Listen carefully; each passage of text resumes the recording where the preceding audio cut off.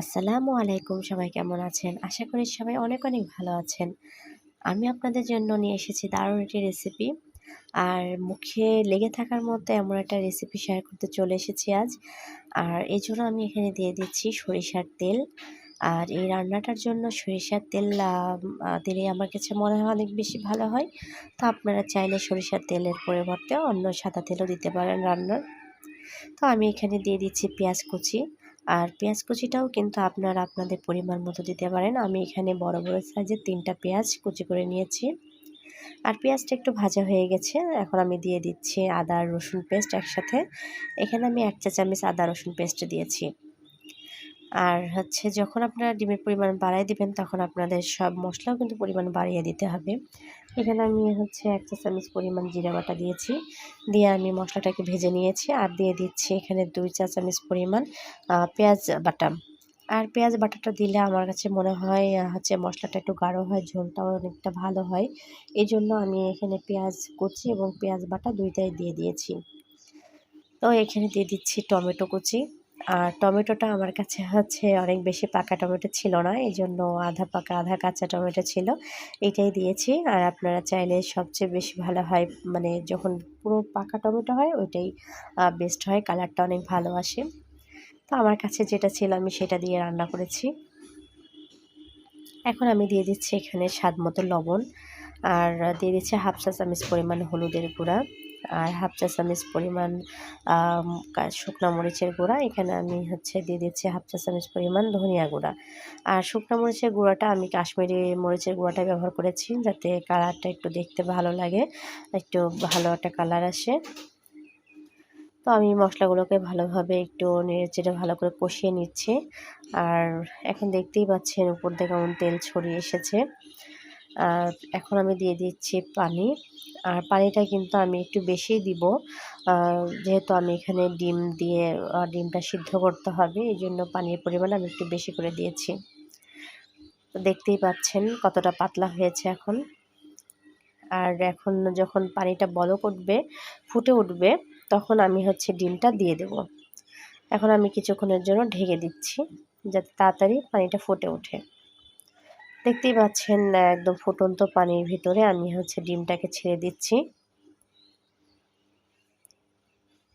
আর এভাবে আমি সবগুলো ডিম দিয়ে দেব। আপনারা এখানে যে কটা ডিম রান্না করবেন সেই কটা দিবেন। আমি এখানে 5টা ডিম রান্না করছি।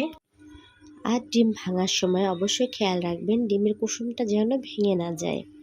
আমি সবগুলো ডিম দিয়ে একটু ঢেকে দিচ্ছি ঢাকনাটা দিয়ে, যেন ডিমটা ভালোভাবে সিদ্ধ হতে পারে। আর এভাবে আমি বেশ কিছুক্ষণ জাল দিয়েছি। আর এখন আমি আপনাদের ঢাকনাটা উঠে দেখাচ্ছি কতটা সুন্দর হয়েছে। নিচে মশলাটা যেন লেগে না যায় সেদিকে কিন্তু আপনাদের অবশ্যই খেয়াল রাখতে হবে। আমি কিন্তু মাঝে একবার নেড়ে দিয়েছি। আর এখন কিন্তু আমি উপরে কাঁচামরিচ দিয়ে দিচ্ছি। আর কাঁচামরিচটা আমি মাঝখান থেকে ভেঙে দিচ্ছি, যাতে একটা দারুণ একটা ফ্লেভার আসে। আর শুরুতে কাঁচামরিচটা দিলে আপনার ফ্লেভারটা তেমন একটা আসে না। আর এটা এভাবে যদি রান্নার প্রায় শেষ পর্যায়ে দেন তাহলে ফ্লেভারটা অনেক ভালো আসে।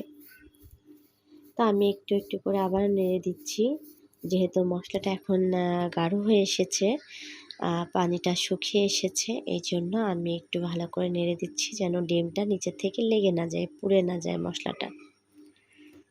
তা আমি আবারও কিছুক্ষণ এভাবে রান্না করে নিব। আর আমি ডিমটা এখন একটু উল্টিয়ে দিচ্ছি। আপনারা না চাইলে উল্টানোর কোনো প্রয়োজন নেই। আপনার 2 পাশ থেকেই সমানভাবে রান্না হয়ে যাবে।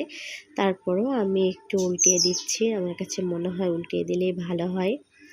তা আমি এইভাবে আবার বেশ কিছুক্ষণ রান্না করে নেব। যেহেতু নিচের পাশটা হয়ে গেছে, এখন উপরের পাশটা নিচে দিয়ে দিয়েছি। মাছ মাংসের স্বাদকে হার মানায় ডিমের এই রেসিপিটা। আর ডিমের রেসিপির ফ্লেভারটা আরেকটু ভালো স্ট্রং করার জন্য আমি দিয়ে দিচ্ছি কিছু ধনিয়া পাতা কুচি।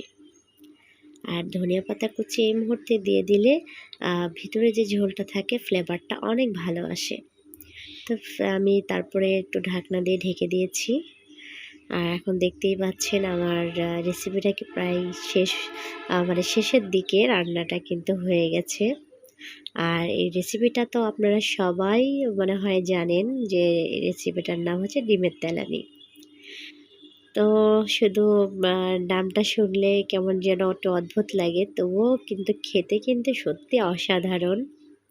যদি বাসায় মাছ মাংস না থাকে তাহলে কিন্তু আপনারা এইভাবে ডিম রান্না করে খেতে পারেন। আর একই রকম তরকারি রান্না বা মাছ মাংস অনেক সময় আমাদের ভালো লাগে না, তো ভিন্ন রকম রান্না কিন্তু মুখে ভিন্ন রকম একটু স্বাদ এনে দেয়। তো বাসায় ছোট বড় সবারই ভালো লাগে ভিন্ন রকম নতুন নতুন আইটেম রান্না করে দিলে। তো এইভাবে আপনারা প্লিজ আরেকবার ট্রাই করে দেখবেন, আশা করি অনেক ভালো লাগবে রেসিপিটা।